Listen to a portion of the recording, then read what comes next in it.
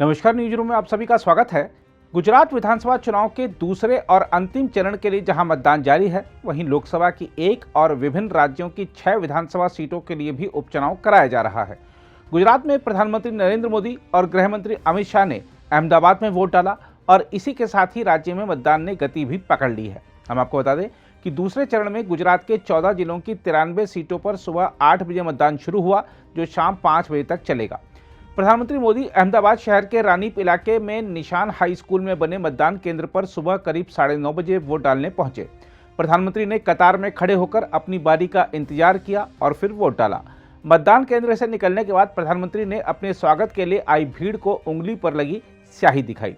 इस दौरान मीडिया से बातचीत के बाद वह मतदान केंद्र के पास स्थित अपने बड़े भाई सोमा मोदी के घर के लिए रवाना हो गए। मीडिया से बातचीत में उन्होंने जनता से बड़ी संख्या में मतदान करने का आह्वान किया। लोकतंत्र का ये उत्सव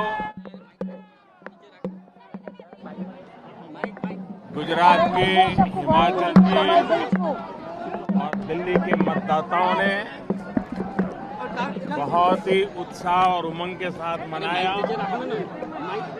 मैं लोकतंत्र के उत्सव के लिए देश के नागरिकों का हृदय से अभिनंदन करता हूं, धन्यवाद करता हूं। मैं इलेक्शन कमीशन को भी हृदय से बहुत बहुत बधाई देता हूं। तो उन्होंने बहुत ही शानदार तरीके से पूरे विश्व में भारत के लोकतंत्र की प्रतिष्ठा को बढ़े, इस प्रकार से चुनाव का संचालन करने की एक महान परंपरा विकसित की है और उसका एक उत्तम उदाहरण इस चुनाव में भी नजर आया। मैं इलेक्शन कमीशन का भी हृदय से अभिनंदन करता हूं। હું ગુજરાતના મતદારોનો પણ હૃદયથી ખૂબ ખૂબ આભાર માનું છું કે એમણે આ લોકતંત્રના ઉત્સવને આન બાન શાન સાથે ઉજવ્યો। ખૂબ ઉત્તમ પ્રકારે ચર્ચાઓ કરી। ગુજરાતની જનતામાં નીર ક્ષીર વિવેક છે, એ સાંભળે બધાનું અને જે સત્ય છે તેને સ્વીકારવાનો ગુજરાતનો સ્વભાવ છે અને સ્વભાવના અનુસાર આજે ભારી માત્રામાં બધા મતદાન પણ કરી રહ્યા છે। હું ગુજરાતના મતદાતાઓનો પણ હૃદયથી ખૂબ ખૂબ આભાર માનું છું અને આપ સૌને પણ ખૂબ ખૂબ ધન્યવાદ।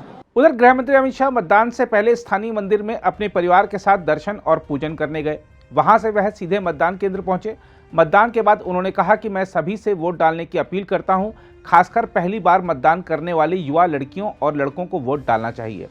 हम आपको बता दें कि गुजरात में दूसरे चरण में अहमदाबाद, वडोदरा और गांधीनगर सहित 14 जिलों के इन 93 विधानसभा क्षेत्रों में बीजेपी के मुख्यमंत्री भूपेंद्र पटेल सहित 61 राजनीतिक दलों के कुल 833 उम्मीदवार मैदान में हैं। गुजरात में इससे पहले 1 दिसंबर को पहले चरण में 89 सीटों पर करीब 63.31% मतदान हुआ था। दोनों चरणों के चुनाव की मतगणना 8 दिसंबर को की जाएगी। 2017 के विधानसभा चुनाव की बात करें तो तब बीजेपी ने इन 93 में से 51 सीटें जीती थी। कांग्रेस ने 39, जबकि 3 सीटें निर्दलीय उम्मीदवारों के खाते में गई थी। निर्वाचन आयोग के अनुसार दूसरे चरण के चुनाव में कुल 2.51 करोड़ लोगों के पास मताधिकार है, जिनमें से 1.29 करोड़ पुरुष और 1.22 करोड़ महिलाएं हैं। कुल 14,975 मतदान केंद्र बनाए गए हैं और वहां 1.13 लाख कर्मचारियों को तैनात किया गया है। गुजरात के अलावा आज सुबह लोकसभा की 1 और विधानसभा की 6 सीटों पर उपचुनाव के लिए भी मतदान कराया जा रहा है। उत्तर प्रदेश की मैनपुरी लोकसभा सीट और 5 राज्यों की 6 विधानसभा सीटों पर हो रहे उपचुनाव के परिणाम भी 8 दिसंबर को ही आएंगे। हम आपको बता दें कि उत्तर प्रदेश में रामपुर सदर और खतौली, ओडिशा में पदमपुर, राजस्थान में सरदार शहर, बिहार में कुर्नी और छत्तीसगढ़ में भानु प्रतापपुर विधानसभा सीट पर उपचुनाव के लिए मतदान हो रहा है।